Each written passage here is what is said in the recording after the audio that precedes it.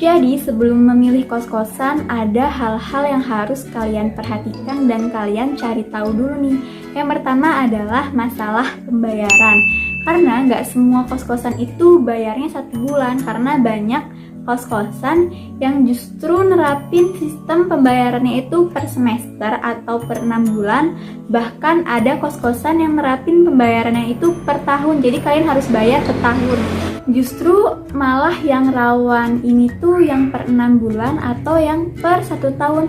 Rawan dalam hal misalnya nih, kalian baru 1 bulan atau baru 2 bulan ngekos di situ, dan tiba-tiba kalian nggak nyaman pengen pindah ke kos-kosan yang lainnya. Bisa jadi tuh uang kalian yang udah kalian bayar, yang udah kalian setorin per 6 bulan atau per tahun itu nggak akan balik. Sayang banget kan kalau uangnya itu nggak balik. Nah, oleh karena itu kalian harus selektif dalam memilih kos-kosan. Nah, hal yang kedua yang harus kalian lihat juga adalah kos-kosan yang nantinya akan kalian huni itu, dalamnya itu sudah ada fasilitasnya seperti kasur atau lemari, atau kalian harus beli sendiri, artinya kos-kosannya itu kosongan, nggak ada apa-apanya. Dan kalian bandingin juga sama harganya, kira-kira nih dengan harga segitu, fasilitas segitu, worth it atau enggak untuk kalian. Yang ketiga adalah masalah listrik. Nih, menurut aku masalah listrik ini krusial banget, karena ada kos-kosan yang kita bayar per bulan segitu atau per 6 bulan, tapi itu udah include sama listriknya, jadi kita listrik nggak bayar lagi gitu. Tapi ada juga kos-kosan yang kita bayar segitu tuh belum sama listrik, jadi listriknya kita bayar sendiri. Kalau aku pribadi lebih suka listrik itu yang bayarnya tuh udah sepaket sama si uang kos, jadi kita nggak perlu ngeluarin uang lagi.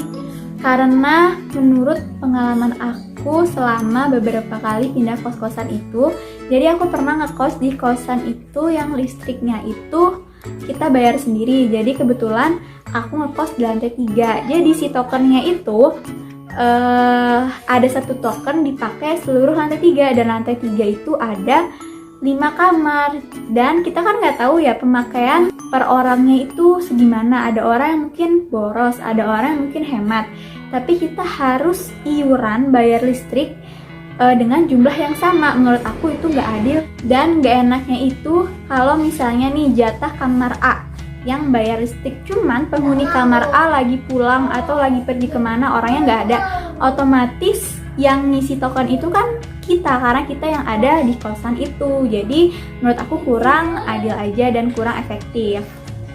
Nah, nggak enaknya itu kalau misalnya si listriknya itu patungan antar kamar, atau kita beli sendiri lah ya tokennya. Terus misalnya itu kan cuma include listrik doang, listrik pemakaian alat elektronik. Belum lagi kalau misalnya air juga nyambung ke listrik itu, otomatis kan pengeluarannya bakal besar banget, dan itu kalian bakal tekor banget. Jadi nanti sebelum kalian memilih kos-kosan, kalian harus tanyain dulu nih ke bapak atau ke ibu kosannya terkait masalah listrik ini. Karena menurut aku ini bisa jadi salah satu pertimbangan kalian sih dalam memilih kos-kosan. Selanjutnya adalah wifi. Ini pasti kan kalian nanti bakal sering ngebahas juga. Mungkin kalian butuh wifi, berarti kalian cari kos-kosan yang ada wifi-nya. Tapi kalian harus cari tahu juga tuh wifi kalian bayarnya patungan lagi per kamar, atau udah include si uang kos yang kalian bayar itu. Kalau aku sih lebih suka wifi yang include sama uang kos yang kita bayar itu, jadi kita nggak harus ngeluarin uang lagi. Selanjutnya, hal yang harus kalian perhatikan adalah jam malam. Jadi ada beberapa kos-kosan itu yang punya peraturan, jadi kos-kosan juga punya peraturan. Nah, salah satu peraturannya biasanya adalah jam malam. Jadi si penghuni kosan itu nggak boleh pulang di atas jam malam yang sudah ditentukan oleh si pemilik kos-kosan. Nah, kalau misalnya si penghuni kosan itu pulang di atas jam malam yang sudah ditentukan, biasanya si penghuni kosan itu nggak bisa masuk karena gerbangnya dikunci. Dan yang pegang kuncinya itu ya kalau nggak bapak kos ya ibu kos itu sendiri. Kalau dari segi keamanannya sih iya mungkin bisa lebih aman. Tapi kalau dari segi kitanya nih, karena buat kalian yang nantinya di kampus bakal ikut organisasi, bakal jadi aktivis misalnya, atau kalian juga bakal sibuk ngerjain tugas-tugas kalian nih, tugas kelompok sama teman-teman kalian, tuh pasti kalian bakal pulang malam. Jadi kalau misalnya kos-kosannya itu ada jadwal jam malamnya, kalian harus siap-siap untuk nginep di kosan teman kalian. Ngomongin masalah penginapan nih, jadi nggak semua kos-kosan tuh bebas buat kita bawa teman kita terus mau nginep, enggak. Jadi ada beberapa kos-kosan yang punya peraturan sendiri nih. Jadi pengalaman aku di kosan aku yang dulu, kalau kalian mau bawa teman kalian nginep tuh harus izin dulu. Bahkan nih kalau misalnya ada orang tua kalian nih mau jengukin kalian, mau nginep, itu pun ada peraturan yang nggak boleh lebih dari 3 hari. Alasannya itu agar tidak mengganggu penghuni kosan yang lain. Nah, jadi kalian harus cari tahu juga menurut aku masalah tentang nginap-menginap.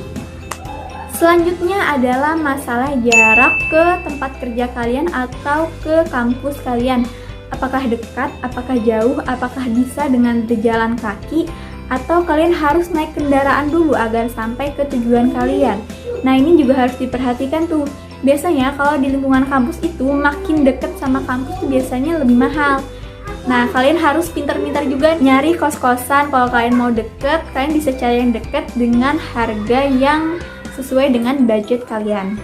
Nah, yang terakhir adalah masalah parkir. Kalau nanti kalian ngekos misalnya mau bawa kendaraan, misalnya motor nih ya, kalian harus perhatikan juga tuh di kosan kalian ada lahan buat parkir atau enggak, karena ada beberapa kosan itu yang tidak menyediakan lahan untuk parkir. Oke, jadi